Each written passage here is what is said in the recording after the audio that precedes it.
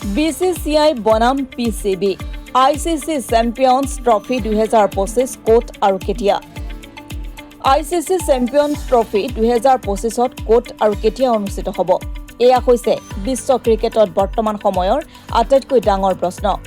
ইতিমধ্যে পাকিস্তানে এই প্ৰতিযোগিতাৰ আয়োজকৰ দায়িত্বত থাকি ঘোষণা কৰিছে সকলো কাৰ্যসূচী আনহাতে সৰ্বাধিক ৰাজহ উপাৰ্জন কৰাৰ ক্ষেত্ৰত থকা সামৰ্থ্যৰ বাবে ভাৰতক বিশ্ব ক্ৰিকেটত সৰ্বাধিক শক্তি থকা দেশ হিচাপে গণ্য কৰা হৈছে সেয়েহে যিকোনো ICC ইভেণ্টত ভাৰতৰ অংশগ্ৰহণ সৰ্বাধিক গুৰুত্বপূৰ্ণ ভাৰতৰ অবিহনে কোনো ICC অনুষ্ঠান আয়োজন কৰাৰ কথা কল্পনা কৰিব নোৱাৰে ভাৰতীয় ক্ৰিকেট নিয়ন্ত্ৰণ বোৰ্ড আৰু পাকিস্তান ক্ৰিকেট বোৰ্ডৰ মাজত চেম্পিয়নছ ট্ৰফিক লৈ অব্যাহত আছে বিবাদ BCCI ICCক ইতিমধ্যে চেম্পিয়নছ ট্ৰফিৰ বাবে ভাৰতে পাকিস্তান ভ্ৰমণ নকৰে ৰাজনৈতিক ভেদাভেদৰ লগতে সুৰক্ষাজনিত কাৰণৰ বাবে দীৰ্ঘদিন ধৰি ভাৰত আৰু পাকিস্তানে অংশগ্ৰহণ কৰা নাই কোনো দ্বিপাক্ষিক শৃংখলাত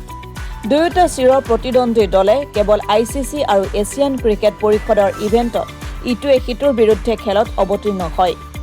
ভাৰতে শেষবাৰৰ বাবে 2006 চনত পাকিস্তান ভ্ৰমণ কৰিছিল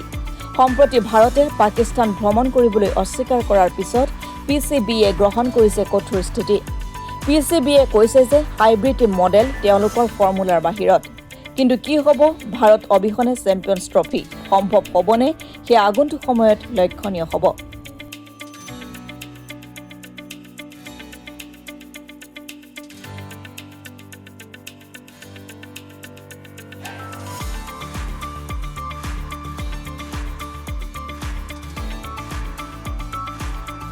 স্পোৰ্টস ডেস্ক গণঅধিকাৰ লাইভ